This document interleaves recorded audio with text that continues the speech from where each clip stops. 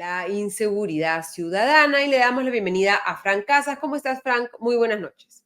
Hola Ale, ¿cómo estás? Muy buenas noches para ti y un abrazo también para todo el público de Comité de Lectura. Cuando hablamos de seguridad ciudadana, la mayoría de indicadores que tenemos son indicadores de percepción, ¿no? Cómo se sienten las personas, qué tan seguras o inseguras se sienten en su vida diaria. Y por lo tanto, a veces tratamos de descartar que efectivamente haya un incremento de la inseguridad porque pensamos que simplemente de repente son las noticias que están reflejando más algunos eventos anecdóticos, pero hay datos, hay indicadores de que efectivamente Lima y el país en general es más inseguro ahora que Ujú. hace unos años. ¿Cómo estás, Ale? Sí, efectivamente hay un grupo de indicadores que, digamos, que se utilizan en la gestión de la seguridad ciudadana que tiene que ver con, por un lado, con la percepción, pero también desde hace ya varios años, quizás un poco más de una década, bajo el liderazgo del INEI se vienen generando otro segundo grupo de indicadores que trata de medir de manera más objetiva, ¿no? La inseguridad, ¿no? Que es el dato de victimización, que básicamente contabiliza la tasa y el número absoluto de víctimas de algún hecho delictivo, llámese extorsión, llámese robo de celulares, entre otro tipo de manifestación delictiva. Y lo que nos dicen este tipo de datos, que muchas veces discrepan definitivamente con los datos de percepción, es que por lo menos desde el año 2020 hasta ahora, hasta el mes de agosto de este año, hay un incremento sostenido en todas las manifestaciones de los hechos delictivos. O sea, cada vez hay más víctimas de los delitos, ¿no? Que ha pasado del 18% que lo teníamos en el año 2020, propio del escenario de la pandemia, que alcanzó niveles de aproximadamente el 26% en los tiempos del gobierno de Pedro Castillo, y que ahora con el gobierno de Boluarte estamos en aproximadamente 28%.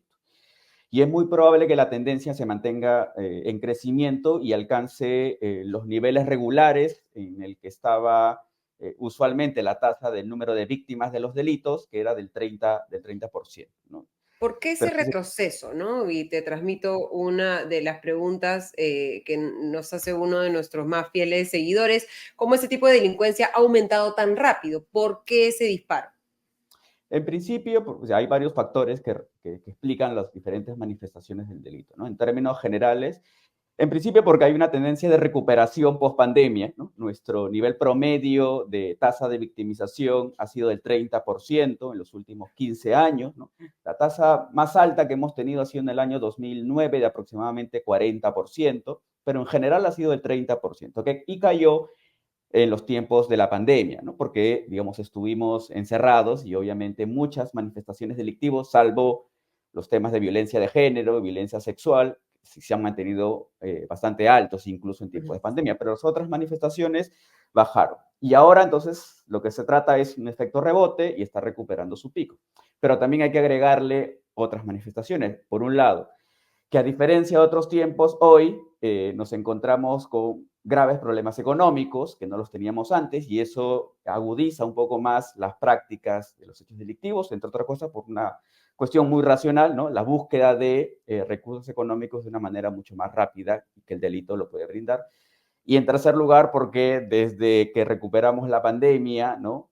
Mejor dicho, desde el gobierno de Pedro Castillo, las políticas de seguridad ciudadana han sido prácticamente nulas, ¿no?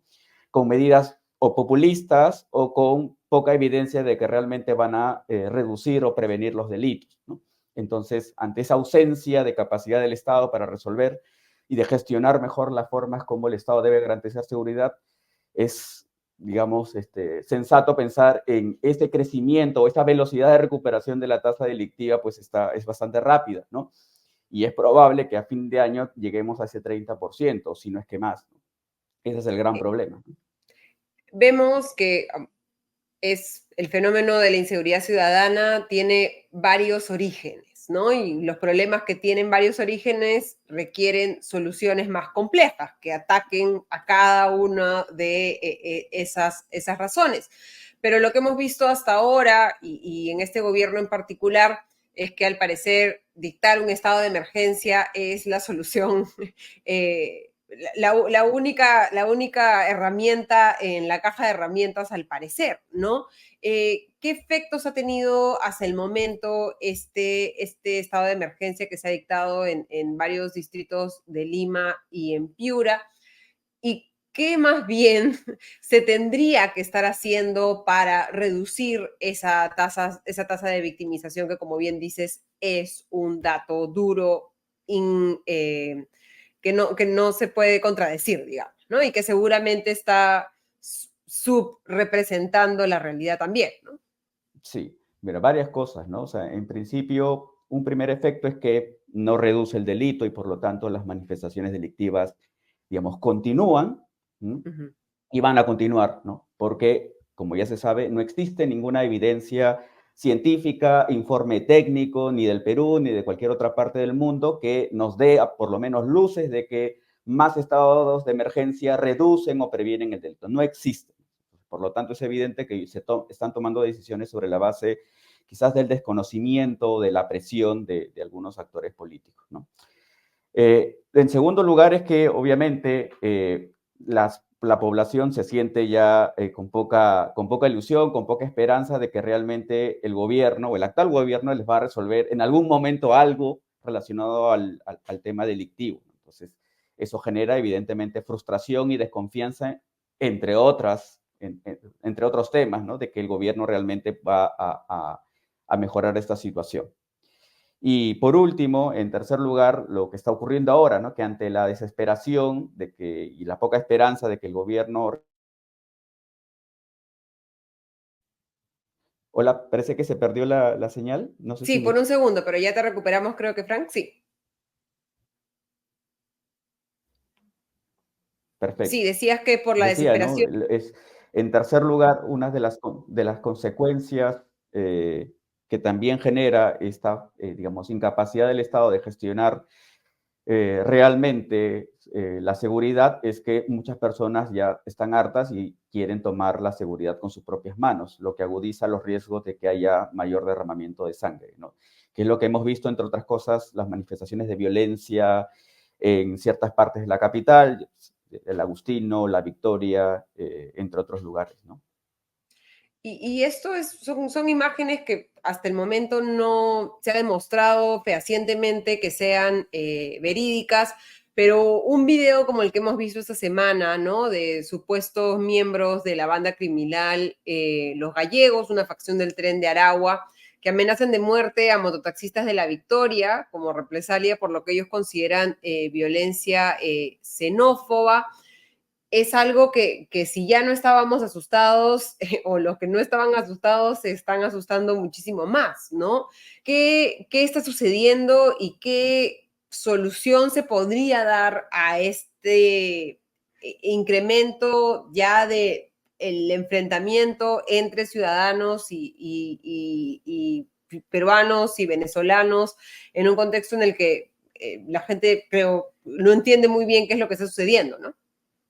Mira, dos cosas esenciales sobre ello, ¿no? Lo primero es que hay que entender de que este tipo de manifestaciones, como lo hemos visto, bastante, digamos, que generan mucho temor al ver a este tipo de organizaciones criminales, hay que entender de que, digamos, son formas de expresión propias del crimen organizado transnacional, ¿no?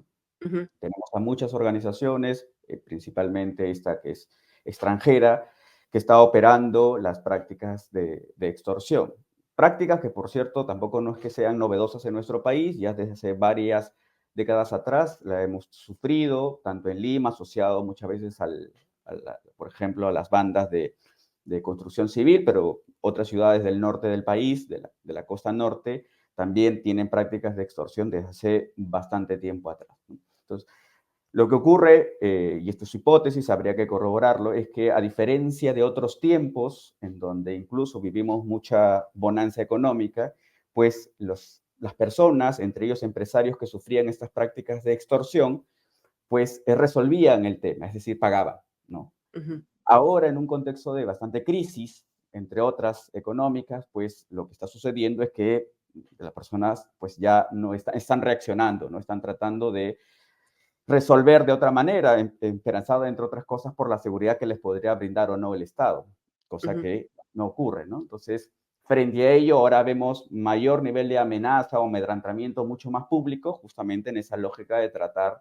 de atemorizar para que las víctimas finalmente cedan y contribuyan a seguir pagando estos cupos, ¿no? Hay que ujú. entender que finalmente la manera en cómo trabaja el crimen organizado es esencialmente económica. Los fines son económicos y utilizan la violencia justamente como una estrategia para, digamos, tratar de que esa bonanza económica fluya, ¿no? Digámoslo así, en términos de su lógica criminal, ¿no? Pero por otro lado, El chorreo hacia la correcto. delincuencia. Exactamente, ¿no? Frente a un contexto, que esto hay que tenerlo también bien claro, donde el Estado no te garantiza absolutamente ningún tipo de seguridad pública, que es lo que Claro, ocurre. porque un empresario extorsionado, ¿qué hace? Va a ir a la comisaría va a actuar, va a responder de alguna manera, va a encontrar alguna forma de resolver ese problema más allá de pagar o de adquirir armas y invertir en mayor seguridad, contratar más vigilantes, porque digamos el Estado no te va a proteger, ¿no?